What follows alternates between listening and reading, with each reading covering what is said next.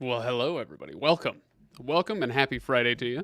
It is time for our Friday live stream, which means it's time for the weekend to start. It is 4 p.m. Eastern on Friday, December 2nd, and we are talking Star Wars today. So if you're worried about spoilers and all that stuff, don't worry. I will tell you if we're entering into spoiler mode. In fact, I've got a little. Yeah, I'll put this up if we're heading into spoilers. Right now, we're not. Okay, so don't worry. You can enjoy the conversation, the interaction, all that stuff. We should be able to have a good time without without spoiling anything unduly. Okay, but we are going to be talking about Star Wars, like especially Disney Star Wars, and what's been going on for the last, gosh, what's it been? Almost 10 years now. Is that right? My gosh. Anyway, so yeah, we will get into all of that stuff in today's stream. I may have Ryan joining me. I'm not entirely sure yet, but he may be popping in as well. But I'll tell you, just to give you an idea of what we're going to be up to, I do have a tier list ready to go with all the Star Wars stuff. I adjusted my tier list maker just a little bit to make it a little more us, a little more me at least. Anyway, so yeah, we've got a lot to get through before. Oh gosh, there come the jets. They're ready to bomb us all into oblivion, apparently. I was on Discord. Somebody said they were going to ask me something about Star Wars stuff. But I can't find that right away. My gosh. Now the question is, will it be 2 jets or 4? Tier maker is fun, but very ad riddled. I mean, well, yeah. It's thanks for the free service. I'll sit through the ads. It's fine. This won't get contentious at all. No, absolutely not. No way. Because see, the thing is, what you have to remember is that when we do things like tier list making on Star Wars stuff, what you have to remember is that I have excellent taste about all things at all times, and other people are just catching up. It's all you have to remember, right? Paul, welcome. You've been imported from a reviews live stream. Yeah, absolutely. I'm glad to see you with an excellent avatar. I've always loved that. All right. That might have been me. I suggested watching Rogue One before Andor. We will get there, okay? We're gonna get there. I don't want to. I was gonna use a vulgar expression, but I don't want to culminate too soon. But yeah, we're gonna have some discussion about that. Let me set the table a little bit. When, in fact, I have to set it for myself. What was the Force Awakens, right? When did that came out in 2015? Okay. So that would that have been May of 2015? I'm just double check. No, December. That's right. They started doing them in December when Disney took over. So yeah, we are now almost exactly 7 years into Disney's Star Wars stuff. Right. Okay. Let's see. So that's just to give me an idea of, all right, how long has it been? How much stuff have we squeezed in? If we actually, hang on, Paul, I'll come back to you. If we look at this, we have 14 titles, and this is just the on-screen stuff. And some of it, we can decide whether it counts or not, Tales of the Jedi and that sort of thing. But in 7 years, 14 TV and movie titles, not too bad, as far as just the quantity of content that they've put out. Okay, so what'd you say? I have only put Andor on my watch list, so I'm looking forward to this discussion. Yeah, definitely keep it there. I would say get to it sooner rather than later. Like I said at the very beginning of the stream, I am not planning to spoil anything. Without telling you, I will have a little spoiler banner. It'll come up and say, "All right, we're in spoiler mode now." But as much as possible, I want to have this discussion without spoiling things for everybody. So we'll see what we can do. Oh gosh, let's see. Okay, I was getting messages, but it wasn't the messages I wanted. Let's see. How far back are you going? Just since Disney took over? Yes, that is correct. Because it's the question. The main question for today is like, what is peak Star Wars? Are we in peak Star Wars? What could it look like? What did it look like? If it was sometime in the last few years. But it's not as relevant to ask about, like George Lucas's current vision for the Star Wars galaxy, because he doesn't really have a lot of say anymore, right? So yeah, we're just gonna do, under the current Disney ownership, how are they doing? How's it looking? I haven't watched Andor yet. Loved Mandalorian and bounced off of Book of Boba Fett, so I hope Andor clicks with me. We're gonna be talking a lot, I think, about Andor. I'd argue we're oversaturated on Star Wars. You are not alone on that. I am absolutely sure of that. So like I said, in 7 years we've had 14 titles. Most major, some really minor, but 14 titles, and that's just titles. We're not talking about seasons of TV shows or whatever. This is just titles. So that's a lot of Star Wars to try to consume. Excuse me, in 7 years. Let's see. I'm also willing to bet I'm the only, or maybe one of the few, who loved The Last Jedi. Well, if Ryan ever gets here, we'll see if he does. I invited him. He may have a few minutes to pop in and talk Star Wars with us. But if Ryan ever gets here, you will not be the only one who loved The Last Jedi. You and I can fight about that, but you and Ryan can bond over that. Okay. So, you know what? Maybe we'll do that while we're waiting for Ryan. I kind of want, if he does pop on, I want to use that time to talk about Andor a little bit. And then, and then when we're done talking about Star Wars stuff, we can talk about the upcoming calendar for the show, that sort of thing. We've got stuff to do. All right, so with that in mind, let's go ahead and what do you do you like this better? I feel like at least this way it's a little larger, right? But then, yeah, maybe, you know what? Maybe we'll split the difference. I'll blow it up a little bit bigger, but then we'll use this thing. Okay. So, you know what? Why don't we start? I don't think we'll go perfectly in order here, but let's start with what's that thing called? The Force Awakens. All right, so this is the one that came out, the first one that Disney did. My gosh. Air Force needs to calm down. Calm down. So we'll start with this one, and I'll tell you, like I said, I changed up a little bit the actual tiers. I got rid of the S tier and just did A through D, and then an NA, because there are several of these titles that I just have no idea about. So anyway, but let's start with The Force Awakens. The Force Awakens, I'm actually I'm going to put this one in a B tier, and here's why. It's much more good than bad, but it does get points knocked off for unoriginality, because that's a word, sure. How's that for original?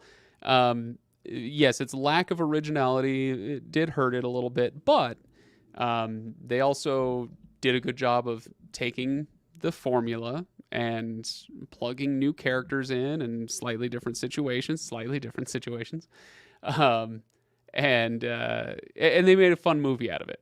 I'm trying to think. We've got Finn, we've got Kylo Ren, we've got Rey. It's a good new cast of characters. BB-8, the toy, right? Every Star Wars movie has to have a toy. They had a great toy there. So I think a B tier is fair on this one. It's what I remember being really excited for was this felt like a really good potential jumping off point for some A tier stuff, even if it wasn't quite there itself. I hope that's fair. For as much of a New Hope clone it was still enjoyable and set up the new trilogy decently. There you go. There's a very pithy way to put that, Jonas. Perfect. Yeah, that's kind of exactly where I'm at with it. Yeah. Now, what did they do with that? All right. Maybe we'll wait on The Last Jedi. I'm interested in hearing. Let's see. Well, okay. Let's do this. We've got Visions here. Star Wars Visions. I'm going to put this in the NA because I haven't watched one single tiny second of it. As I understand it, these are shorts made by several different animation studios, and so it would be similar to like what was that anthology series? Is it Love, Sex, and Robots?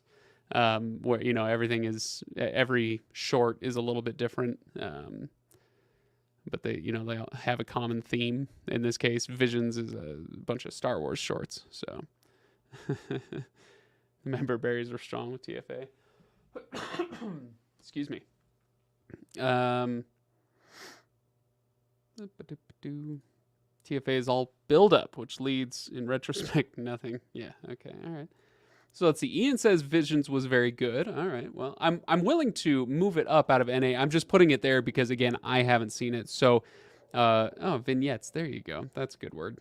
I keep using the word shorts. I think they put that on the poster, shorts. But anyway, if a couple of people, 3-4 people say that Visions is really good, I can move it up, but you'll have to make your case. Let's see. Let's go to, what do we want to talk next? Clone Wars. Okay, Clone Wars. Oh, hang on. No, we're not talking Clone Wars yet. We got something we got to do. Oh yeah, there he is. Oh, nice. And he's got that little square that your camera doesn't turn off the square thing. That's going to change my view a little bit, but I'll do this. Hold on. You know what here, I'll remove you for a second. With Ryan's screen like that. Oh, there we go. Sorry, it's like super zoomed in on me if I do this here. Well, that's just, we need to count your pores.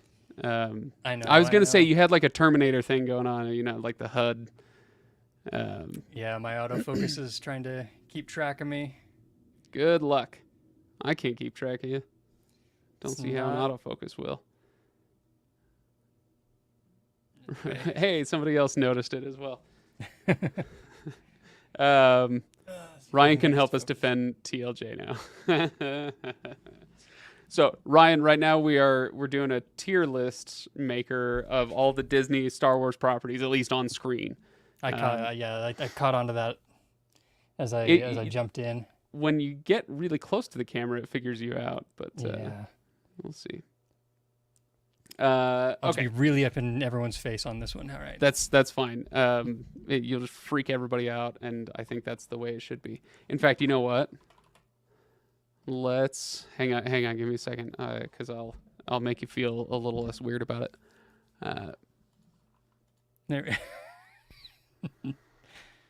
There we go. Everybody, this is a lot closer to our faces than you've ever wanted to be in your ever.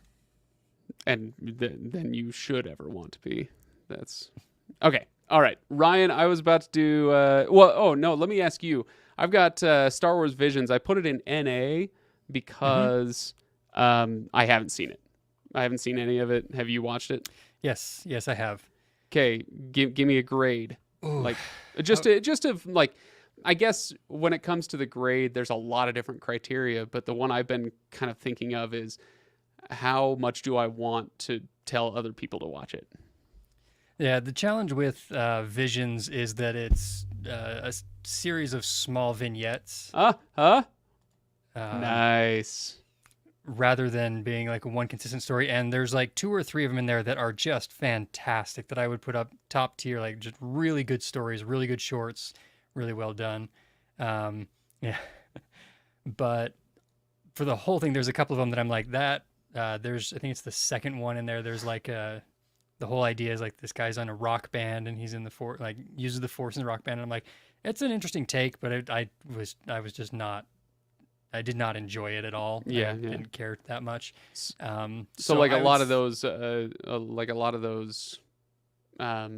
anthology shows, it's hit or miss. Yeah, if my best recommendation on Visions is to find someone who has watched it, or if you're trying to figure out what you should watch, there's like 2 or 3 in there. I think it's The Bride, the very first one. I can't remember their titles off the top of my head. It's been a little while, but there's 2 or 3 in there that I would say that anybody who wants to see just a really good story that's got some great animation that's enjoyable, they're in there. But if it's like you have to watch the whole thing from top to bottom, then I'm probably going to throw this one in the C tier. Yeah, I was wondering if that was where you'd end up putting it. Let's get rid of some of the other ones as well. Tales of the Jedi. I don't know. I haven't. Yeah, I hadn't even heard of this until I started putting this list together. Same with Visions. It's a similar, in the sense it's two storylines. Dooku's storyline up to Attack of the Clones, basically, and Ahsoka's from her birth on. It's kind of one of those things where Dave Filoni just really wants to tell Ahsoka stories all the time. Right. Yeah. And the Ahsoka stories, honestly, she's got much better arcs other places. But the Dooku, actually, I really did enjoy those. I would say it's probably in the same C tier with Visions. Okay. Not a complete waste of time, but not your favorite thing they've done. Yeah, watch the Dooku storylines. If you want a good Ahsoka storyline, you go back and watch season 7 of Clone Wars. You do some of the other ones, and you can really get some great Ahsoka arcs. Yeah. Season 6, season 7 of that for her. But the Dooku one, it's interesting. It gives some better context. It helps understand his fall from the Jedi, or kind of his frustrations with why the Jedi Order has fallen from what they should be, and why Qui-Gon is the way he is, and why the loss of Qui-Gon matters so much to him, and how that kind of pushes him over the edge a little bit. So interesting. Okay. Yeah, it's Dooku storyline's great. Okay. Let's see. Let's go back to some movies. In fact, should we go ahead and just get contentious and do The Last Jedi now that you're here? Here's the thing. I think a lot of people, yourself included, I think a lot of people would expect me to put The Last Jedi in the D category. But here's the thing: it is a D tier. I mean, I didn't put an F tier on here, but if I had, it would be an F tier movie if we're talking in context with Star Wars. If we're talking about just the movie, just by itself, it's not that bad. I'd probably make it like a high C tier, maybe, because it definitely has its moments. Maybe like a low B tier. It has its moments, but the problem for me is that you then put it in context in the Skywalker saga, and it's like, F this. This is really dumb. That's my main contention with it, because I really enjoy a lot of moments inside of The Last Jedi, and I think there's some gorgeous cinematography. There's some really great storytelling moments, but I feel like the story itself doesn't fit in the Skywalker saga all that well. I feel like if you took The Last Jedi's main storyline, a couple small tweaks, and put it just outside, let's say this happens, 30-ish years, or with someone who's not in the Skywalker saga, tell it outside, this becomes a fan favorite for a long time. Again, a handful of tweaks in there, but because of where it sits in the Skywalker saga storyline, it's going to be it's divisive because of its handling of that storyline. Yeah. Well, I know where I'm gonna want to put it, but where do you want to put it? Where do you think it should go? Last Jedi for me, I would probably put it B tier. Yeah, it's sitting somewhere in between the B and C tier. Yeah. Because like I said, when I sit down and watch it, I enjoy my experience watching it. There's definitely a handful of things in there that I'm like, oh, well, that. Again, if you organize your story and tell a complete arc rather than do what they did with it, then there. But I actually think that there's enough movie elements to make it enjoyable. I think that it deserves Here's it. a good one from Johnny. The Rey, Luke, and Kylo stuff is excellent. The Finn, Poe, and Rose stuff can be cut out and put Canto Bight in a separate TV show. Yeah.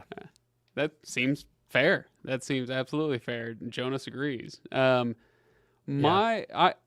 kind of agree. I guess the Luke stuff really did bother me because the Luke thing felt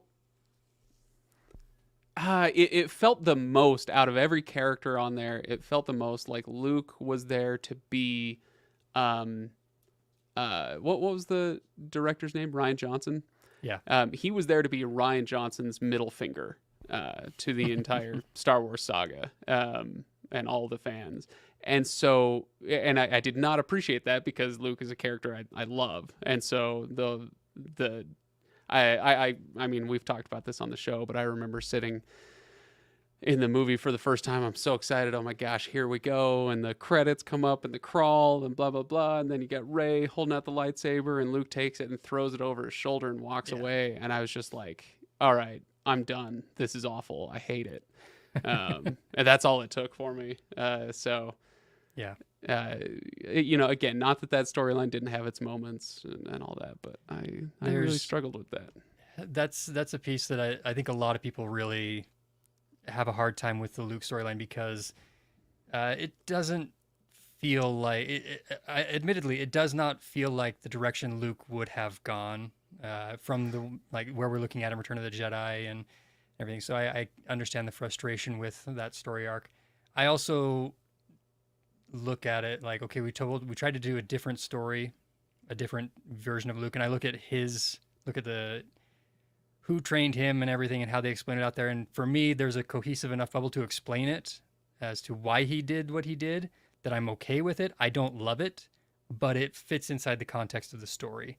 And that's why I'm okay with the Luke portion of it, even though I don't see Luke as someone who would have ever given up. That's not the way that he is.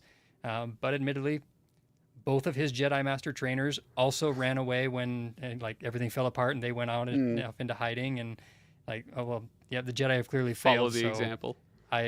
When the Jedi fail, what do?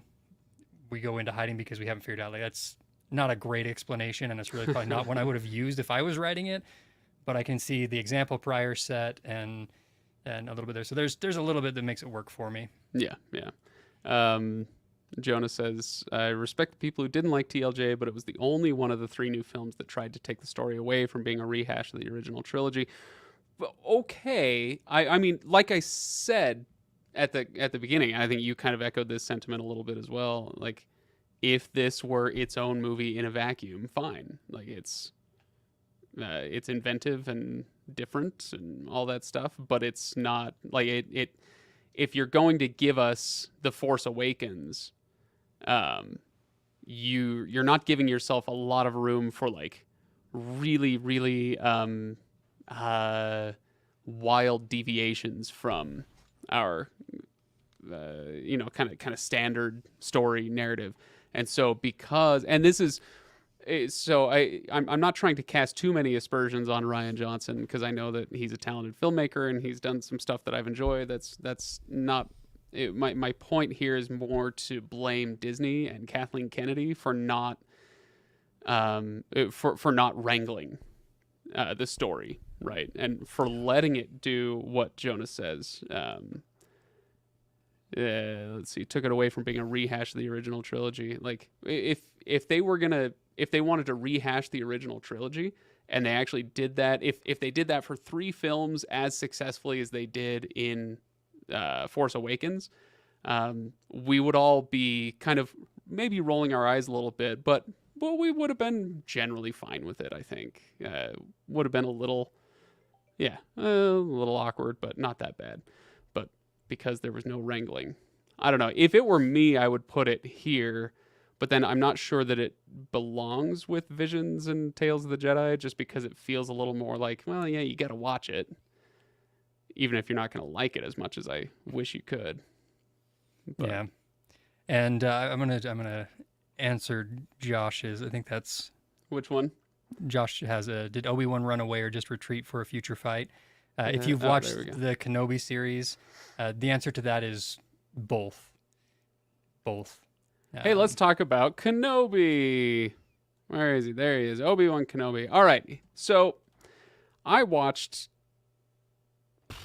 2 episodes, I think. Maybe an episode and a half. I think I watched a full 2 episodes. And there was nothing about it that made me like throw up my hands in disgust or, get really upset that, no, how dare you make this decision with my favorite character? Nothing like that. I just kind of petered out. It felt a little boring, extremely slow pace at the very beginning, and we're going to talk about pacing when we get to Andor, but when it came to Obi-Wan Kenobi, it was very slow paced and with nothing to hook me in, to make me want to wait for the pace to pick up. Mm-hmm. I don't know. How'd you feel about it? First couple episodes, I actually agree on the pacing setup and with that feeling, because they're banking. I felt like they were banking on the fact that, yeah, Obi-Wan's going to face Darth Vader again. Obi-Wan's going to face Anakin again. And you want to see that, but that's going to be down in a couple episodes, which I think it's episode 4, the first time that they cross paths. 3 or 4. I have no idea. But speaking of episode 4, they sure did get a lot of mileage out of that line in A New Hope when he says, "A presence I've not felt since." And then and it's like, clearly, by the time we get the prequels out and everything, it's like, clearly Mustafar, leave it. But there's some ambiguity here. Yeah, I to no surprise whatsoever, I really enjoy the Obi-Wan Anakin interactions and Obi-Wan Darth Vader interactions in Kenobi. I think especially the final sequence, I actually think they did a fantastic job with that, which obviously you haven't seen if you didn't watch through the end there.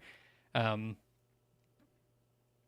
okay with it, but yeah, it's one of those things that I was really concerned going into this. Like, okay, we're gonna be doing this because we've already kind of established that when I left you, I was but the learner. Now I am the master. I'm like, okay, that seems like Anakin in Revenge of the Sith. That feels like where that should cut off. Yeah. As they have been talking about potentially taking the story further and doing more with it, I do appreciate that they have they can always change their mind, because of course they can. They close off the Darth Vader Obi-Wan interactions at the end a little bit, where the Emperor says to Darth Vader, I wonder if your commitment is strong enough if you can't stop thinking about your former master. And Darth Vader says, he means nothing to me. I won't, and kind of swears off that he's done dealing with Obi-Wan, hunting him. So again, that could be something that he does it in secret or whatever, and he really can't. Like, they could easily take it and go. Yeah. They could do that and take it if they wanted to, but they have kind of capped off, said, no, this is where that last interaction, and kind of the reason also why the battle sequence in the Death Star looks a little bit different than it does in Revenge of the Sith, is because these two have clearly battled each other before and showcased that this is like just the minutest of difference between these two. Well, where would you put it? If it were me, I'd probably I would definitely put it above the two shorts. But I've, like I said, I bounced off of it. I didn't finish it, and I have felt none the poorer for it.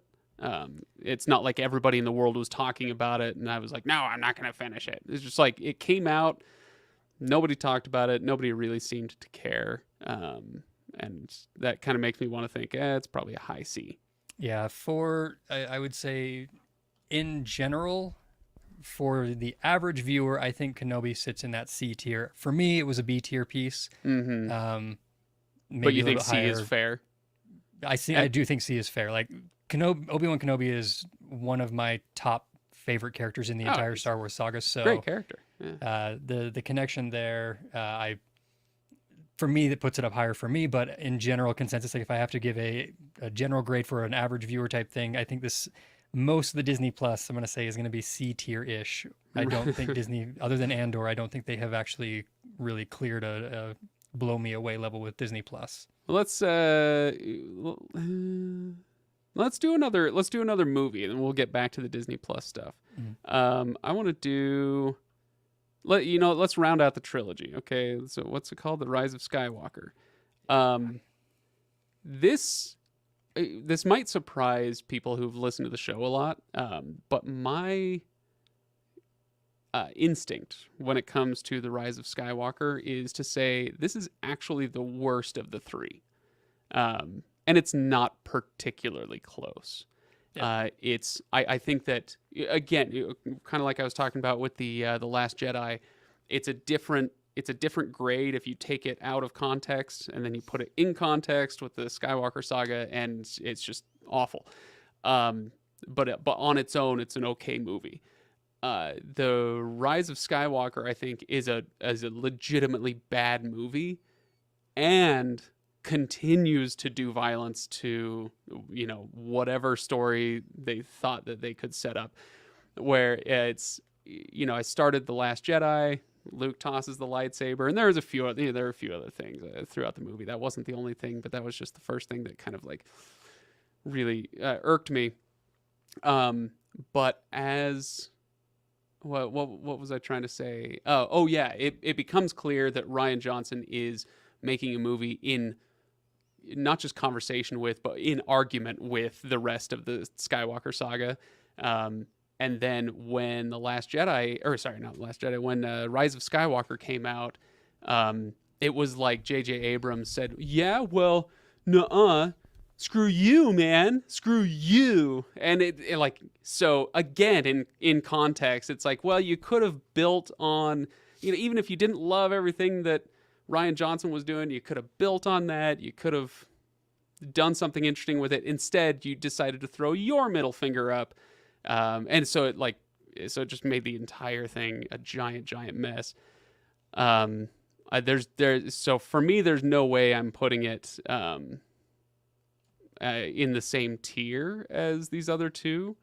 And I think it's bad enough that I'm putting it below like some of these shows that we're going to talk about, including Kenobi.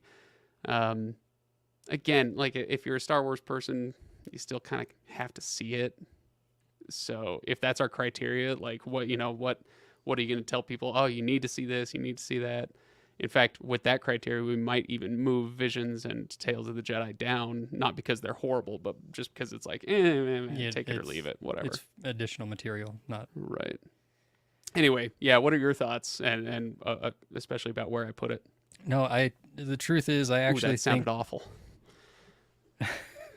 The truth is that I actually agree with its placement. If anything, it potentially needs to go down. That being said, like I know that some people don't feel that it was earned or anything. Then how could Lando do everything? But there are some. I legitimately cry in Rise of Skywalker when the army of the people shows up to take on that. Gosh, and I cry for very, very different reasons because it's so unbelievably awful.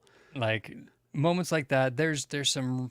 Again, I feel like someone made this comparison earlier for me, and I'm mostly inclined to agree or anything, where you had, like, these movies they're bad movies with good moments in them. The sequel trilogy, it kind of sits in that setup. And I feel like Rise of Skywalker, yes. I think that, I don't know if, honestly, I'm not going to blame Kathleen Kennedy because I don't know what her responsibility actually was. Yeah, I do. Yeah.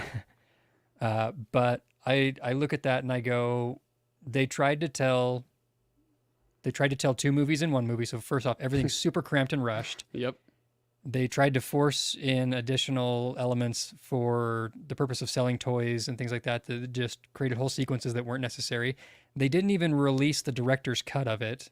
Like J.J. Abrams, when he went and saw it in the theater was like, that's not the version that I edited. That wasn't the last one I submitted to Disney.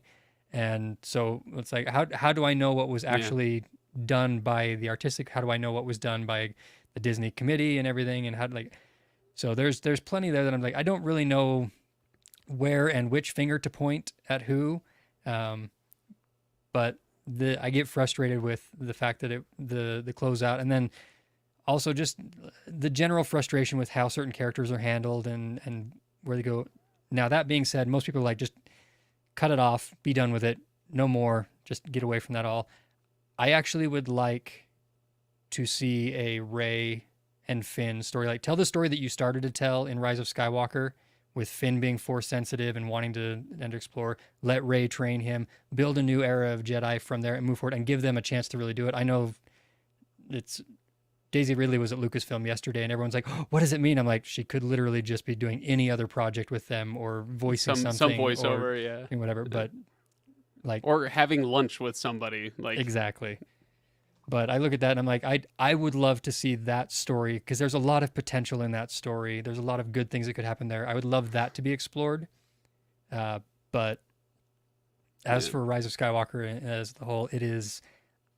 I agree with your sentiment that it's probably the worst of the sequel trilogy, and it's because they just tried to. It's a Frankenstein monster of patchwork ideas that never actually got a cohesive. Yeah. Was it, and that's kind of what I'm getting at with that. So John says movies are not made by one person. To blame one person for the collective work of thousands is a bit silly. I disagree. I do lay a lot of blame on Kathleen Kennedy because, wow, those are your dogs going crazy? Yeah, we have something delivered to the house I need to go grab. Oh yeah. Hang on before you go. What's the name of the Marvel guy? Okay, somebody else will have to tell me. What's the name of the Marvel guy? Marvel's executive, Kevin Feige. Is that no? Yeah, something. No, Kevin Feige is the director. Marvel executive producer. What's his name? Yeah, Kevin Feige. I'm thinking of the other guy. Feige. Is it Kevin Feige? Anyway, he was able to wrangle the storyline over 30 movies or whatever it was, 20 movies, and it is so. And he's not responsible for each individual movie and its quality or lack thereof. So Kevin Feige can't be blamed for people not being satisfied with Thor: The Dark World or whatever. But we lost Ryan. But he was able to at least maintain cohesion in all these various films getting made. And so Kathleen Kennedy, I don't blame her for every line of every movie. That's not the point. The point with Kathleen Kennedy is she either didn't have a plan when she went in or she didn't stick to it. She didn't kind of make her directors stick to it. So that's why. Let's see. Okay. Let's move kind of quickly through some of the other ones, and then I want to get to our central question of what peak Star Wars might look like. Let's do Rebels. Rebels. How many seasons did Rebels go? 5? 3. Is that it? Okay. I watched the whole first season. When my kid was too little to care. 4 seasons. 4 seasons. Yeah, I watched the first season. I started the second, never really got into it. Very similar to Kenobi in that, it's not like, oh, I hate this. This is really dumb. It just kind of, it never quite grabbed me in the same way. But I like Freddie Prinze Jr.'s character quite a bit. He was Kanan Jarrus. What's his name? Kanan Jarrus. Kanan. Yeah, that's right. I don't know. Where do you put Rebels? Rebels for me probably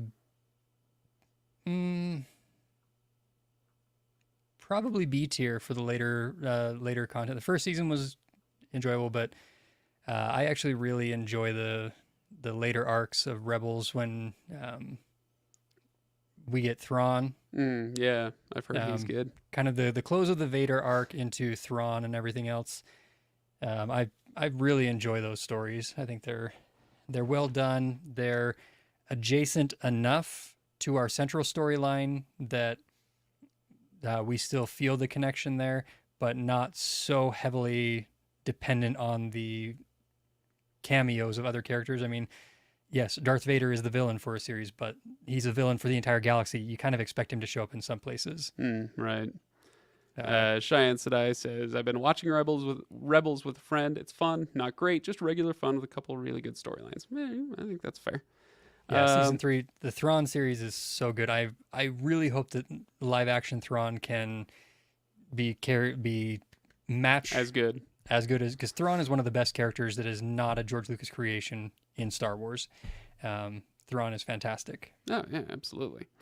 Clone Wars. I've watched very, very little, but as I understand it, it starts good but gets great. So I have to challenge you just a little bit here. This is the Clone Wars. That artwork is for the movie, which is I know. Okay. Whatever. I just grabbed a poster. I didn't give a crap.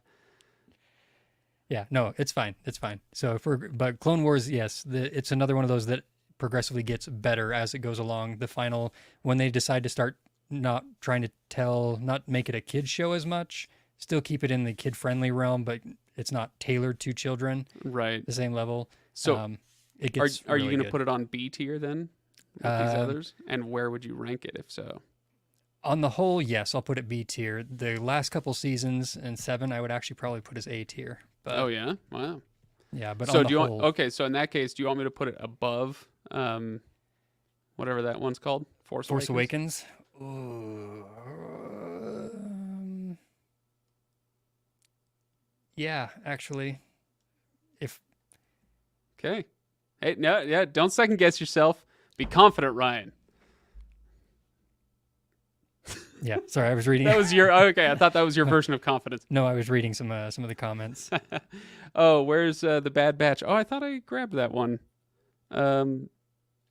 Yeah, I thought I had that one. Oh well, sorry everybody. I guess I missed the Bad Batch. Ryan, what how's the Bad Batch? Bad Batch is B tier. Yeah. I think it fits. I would put it similar to Rebels on there. I like the story of the Bad Batch. Again, adjacent enough, but not square on our existing Skywalker saga storyline. Honestly, the thing is with the Bad Batch, and this is going to sound like the dumbest duh statement ever. The Bad Batch doesn't work at all if you don't have the foundation laid by the Clone Wars and the clones set up. It could not stand on its own, Right. at all. And that's something to consider with things like this. Speaking of which, actually, I was going to do Book of Boba Fett next, but maybe we do The Mandalorian next. Okay.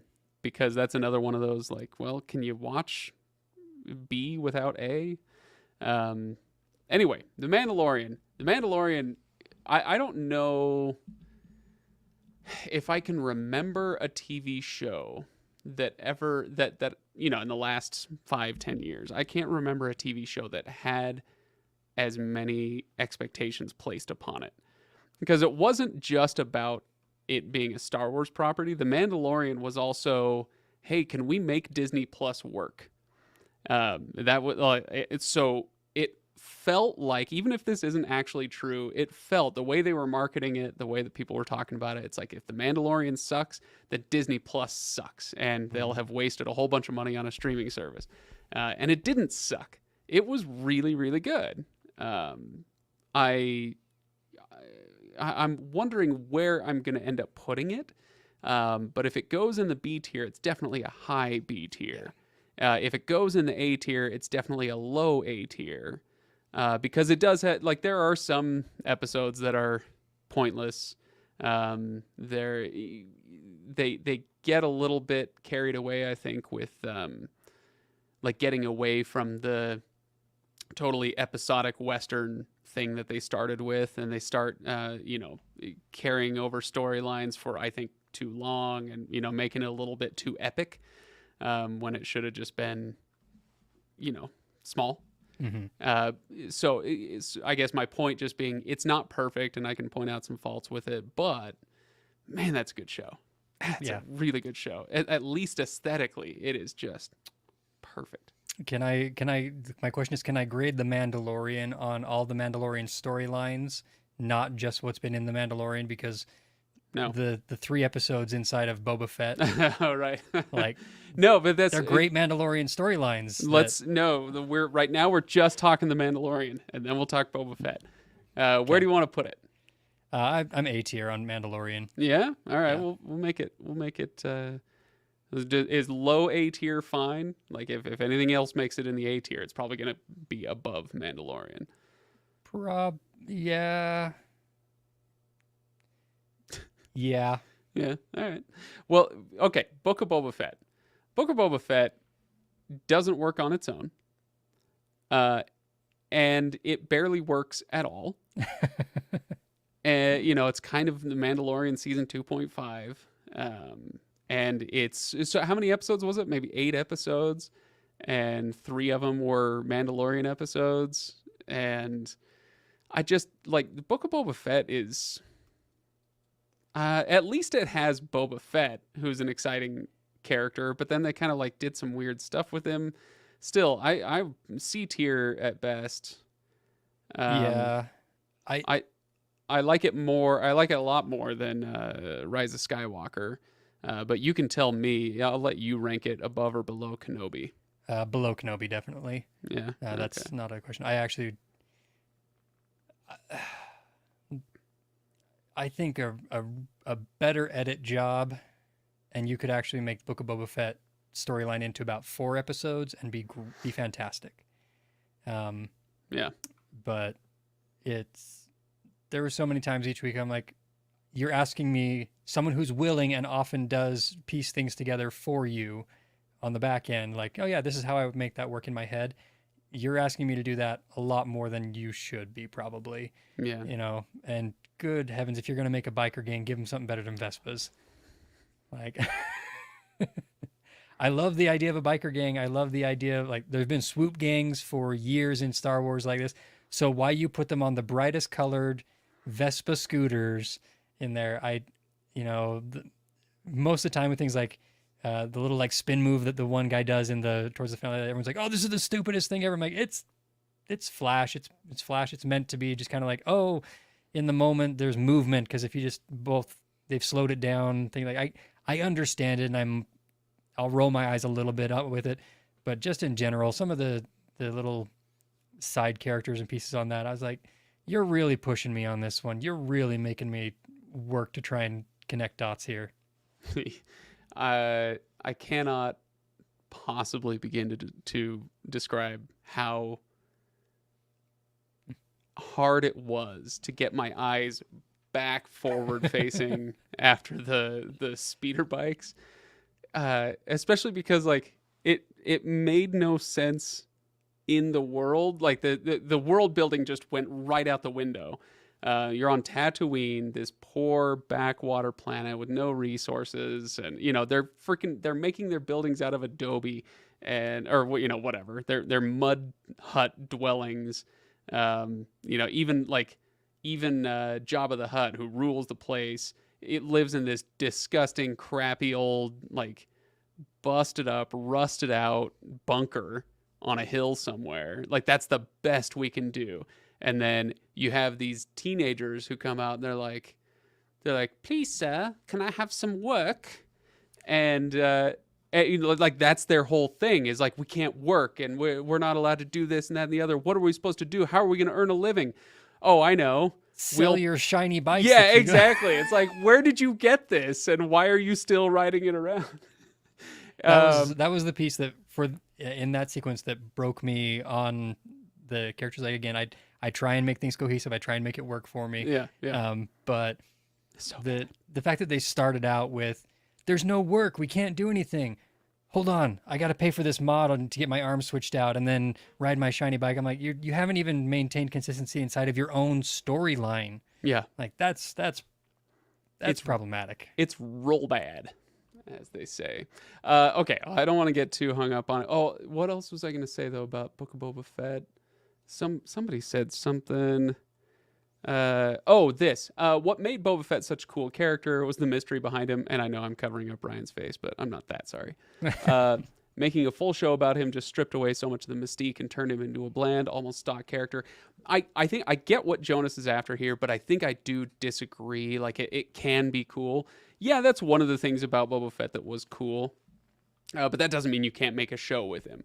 I think the mistake that how should I put it? If you elevator pitched the Book of Boba Fett to me and said it's, after he makes his way out of the Sarlacc pit, or what is the pit of Carkoon, after he makes his way out of the Sarlacc, he then sets about rebuilding his or not even rebuilding his legacy, but like discarding whatever he did before and deciding to become the ultimate Tatooine mob boss and take Jabba the Hutt's place.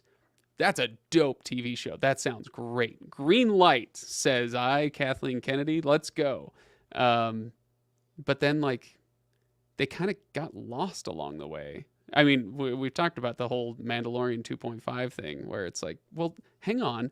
No. Tell me the story you were telling me, and then tell me that story later. in the thing that it's supposed to belong to. Whatever. Okay. Where are we at? Let's do Solo. I hate Solo. I thought it was garbage, and I want it to die. I'm guessing not likely, but have you watched it since it came out? No, I saw it one time in the theater and wanted to punch it in the face, or at least the dice. I think Solo gets a bad rap because of when it came out and kind of how it was being handled at the time. I think Solo is a better movie than people remember it being. Okay, where would you rank it then?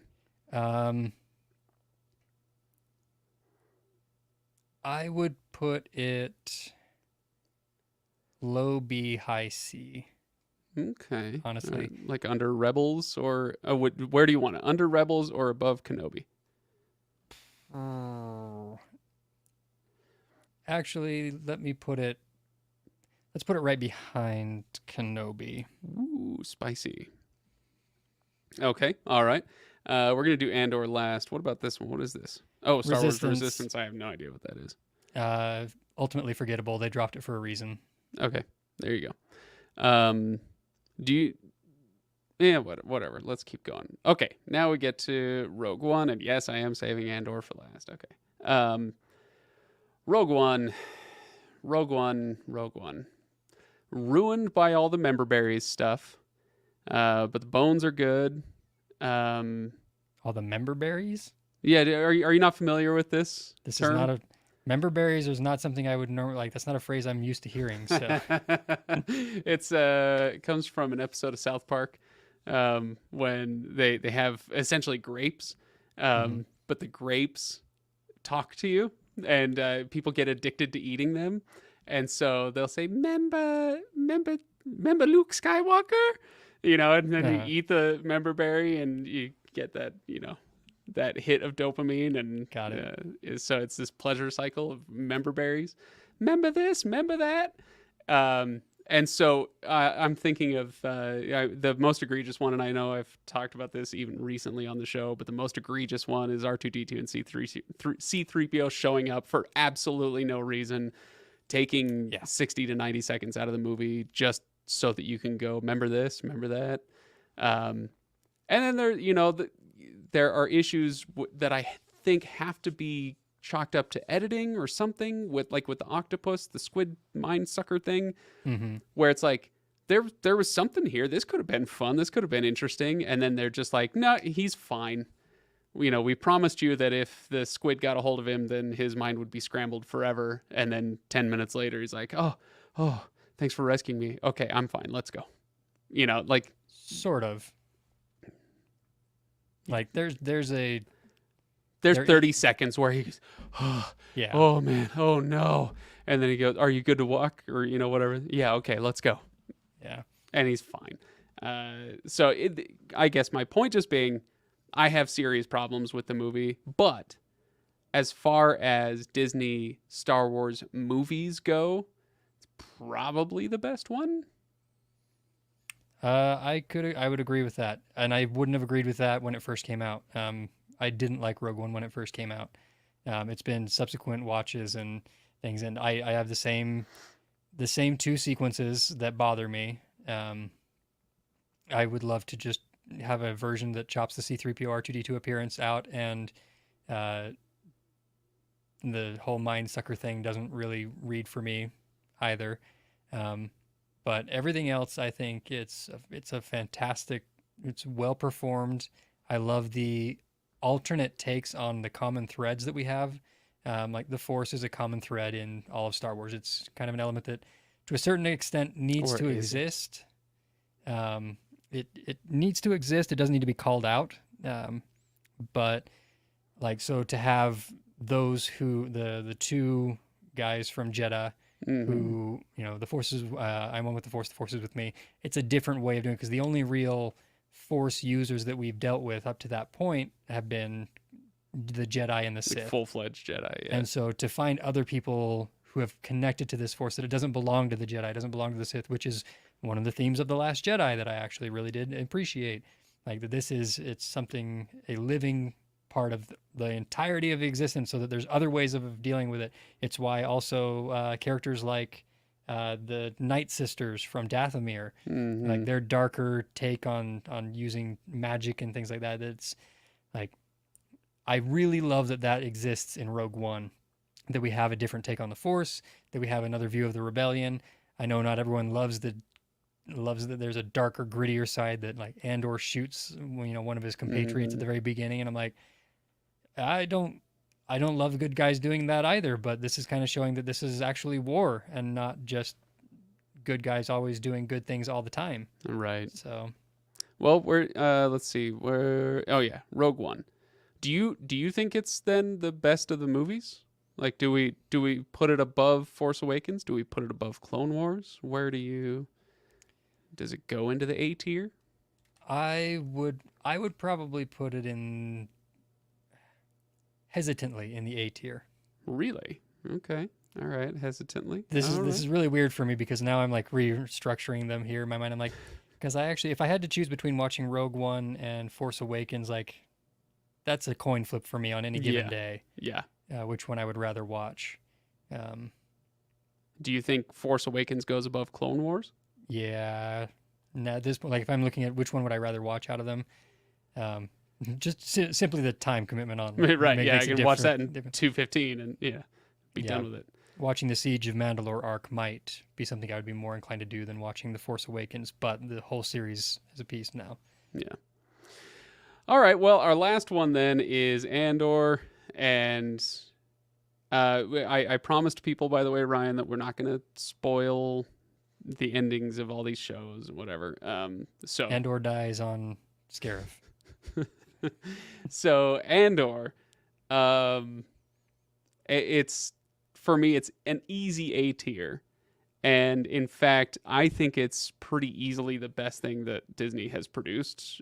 Like, in fact, I'm slightly inclined to just move everything down a tier so that I can put Andor on its own at the front of the A tier, or like, in the A tier by itself. It's to me, so far superior to anything else that they've produced that it's almost a joke. I don't know. What do you think? If you were to add an S tier, I would move it into the S tier. Yeah, I would say that.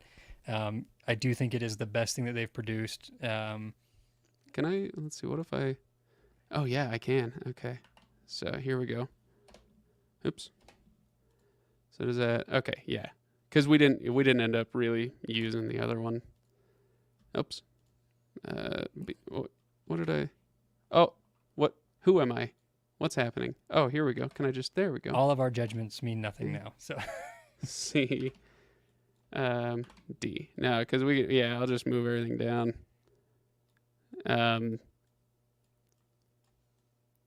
But Andor is absolutely, in my opinion, the best thing that that Disney Star Wars has put out, for the general adult audience that grew up with Star Wars. I'm gonna put that little caveat on it. Well, but it's you say a little caveat, but it's a little caveat, but it's a huge segment of the population. We're actually, it's easy to say, like, well, people of our generation. No, we were born in the mid '80s, and like we missed the Star Wars thing that originally came out. We were inducted into Star Wars fandom by the previous generation. And so it's like people our age and a little bit older, where we grew up with this thing and we had to keep watching it be made for kids over and over and over again, which on the one hand is fine. Things get made for kids. Great. Okay. New generation can enjoy some Star Wars stuff. That's fine. But it's like Andor is finally somebody acknowledging that, Star Wars fans grow up too. And, it's nice to have some stories made for them. And that's actually one of my key takeaways from the making of Andor as a whole. And I hope more people, and I hope more people understand this than the vocal groups that I end up hearing on Twitter and other social media places or whatever. Um, the existence of Andor does not mean that all content must be designed to be like Andor. Right. I think in our chat, Tumnus7 says, "Can't Mandalorian be considered S tier 2?" The thing is, I think that we have such a large galaxy to work in, and I'm grateful that they are now working in a larger galaxy, and we're now with the Acolyte coming out, with the High Republic stuff that's happening, we're kind of expanding and seeing some different aspects of the universe. There are going to be plenty of opportunities to tell different types of stories, not just like in style, but in terms of the audience that they're aimed at. You know, Mandalorian is your family-friendly, wonderful. Like for the family friendly is maybe the first episode he cuts a guy in half with the door type thing. I was like, okay, maybe that's It's a 12 plus movie or show instead of an 8 plus like everything else. yeah. So I think Mandalorian is for the wide scoping general audience, the wonderful Star Wars, and it is the best for everybody, best access point for everybody to the Disney Which one? era of Star Wars. Mandalorian. Mandalorian. Okay, yeah, Yeah. that makes sense. That being said, Andor is the best Star Wars. I'm not showing my kid Andor. It's not For him. It's not for him. Yeah. And eventually, when he can appreciate it more and some of those things are there, I think I will, because it's worth it. It's fantastic, but it's not a general access point. It's just really, really well done and really, really resonates with its audience. Yeah. No, I agree. I'm going to make my way through a few more of these comments here. Joshua says, that's Jaffu to you, Ryan. Mandalorian is fantastic, but has too many small issues to be an S. Yes, I think that's accurate. This one. The great thing about Andor is that it adds some much needed depth and humanity into the largely binary morality that Star Wars has stuck with all this time. It's become rote rehashing of the same themes. And I think this gets at something that I really agree with, and that is that the idea of having an entire galaxy full of stories should mean that we have a huge variety of the type of stories that we're telling. I like stories like The Force Awakens, or the original trilogy or whatever, where you have, am I getting the right one? Yeah, Force Awakens, where you have good versus evil, and they do battle, and people have to make choices, and it's simple and it's easy to understand, and I like those stories, I really do, but you can't have it over and over and over again. This is what people were talking about when The Force Awakens came out, and so having something like the Force Awakens and The Mandalorian and Andor, that this is what we're finally what we've wanted for a long time, is that variety, and there's room for a lot more, I think. Agreed. Let's see, where else are we at? I've only recently subscribed to Disney Plus, says Paul, so I need a little help in approaching Andor. Do I need to watch something else before it as a prerequisite, such as The Mandalorian? No, actually, that's one of the beauties of Andor, is that it really does stand on its own. The only caveat is kind of what we've been talking about, which is that you need to know that this is a Star Wars show for adults. As long as you have that kind of mindset going in, and it's not Game of Thrones. You're not gonna deal with kind of the sex and nudity, and Although they did try to sneak the first extreme F word violence. into Star Wars. They tried to what? Sneak the first F word into Star Wars. Oh yeah, what did they say? It's in one of the final episodes. There's a speech being given there, and the line, they wanted F the Empire is what they wanted it to be, and Disney was like, no. So they changed it to fight. And ultimately, I'm glad they did. But that could have been a little jarring. Interesting. Yeah. There are dragons, Paul. Just not in Andor, but there are dragons. The tone of Andor is fantastic. I'd be disappointed if everything went that way. Yeah, no, exactly. I agree. It's not good because of the tone. It's good because the quality is good and the tone is great. Yeah. Yeah. Everything works in concert. The tone is set to help us understand the stakes and the feelings of these characters. Everything, like, I love it. Yeah. This is a good one. I love exploring the Empire as the banality of evil. says Brian Craig. Yeah, absolutely. It's I loved if I do have any kind of minor complaints about season 1 of Andor, it's the that bureaucratic character who we follow through the whole show. Cyril Simp. Is his name literally Simp? It's Cyril, but I make him Cyril Simp. So Oh, okay. So his name is not actually Cyril No. Simp. Okay. his name is Cyril Karn. Oh, okay. I was like, that's way too on the nose. So, but Cyril's character, that first episode, or sorry, I was going to say they didn't utilize him well enough in the first season. I see a lot of the groundwork going down, and that's all fine. But like his storyline does kind of fizzle in season 1 itself.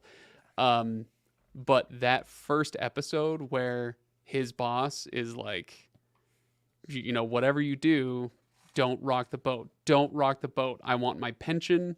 I just, you know, I don't want to deal with any trouble. I just have to make it a few more years until I can retire and, you know, don't have to worry about any of this stuff. Like that is so that whole scene and the whole concept of how this, it was a private company that was subcontracting for the Empire. So it was, I don't know. I just thought it was a perfect illustration. I'm if I were a libertarian, I'd be a terrible one. But it's the kind of thing that like awakens that libertarian tendency within all Americans, at least. So, yeah, I really, really enjoyed that stuff.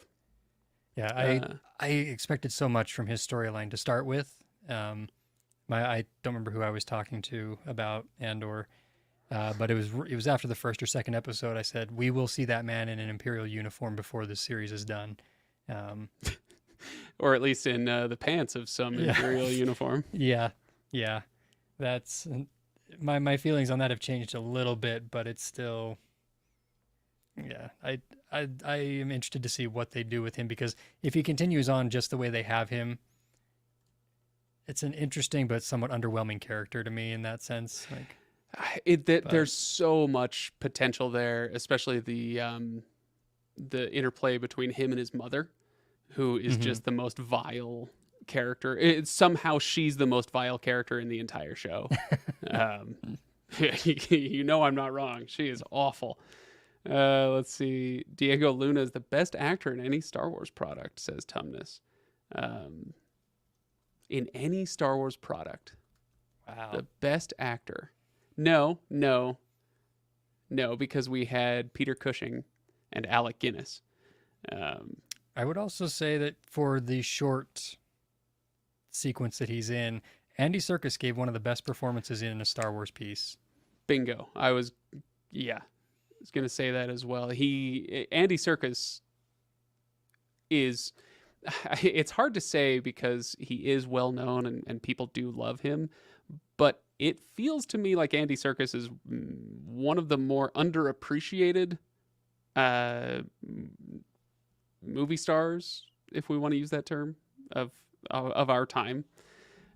It was clear that Andy Serkis, when he shows up on screen, he knew exactly what his character needed right then. He knew what his character was going to need in 45 minutes on screen, and then he knew what he was going to need in 2 episodes and 4 episodes. Like he had his entire character thought out from the very beginning, the moment he showed up.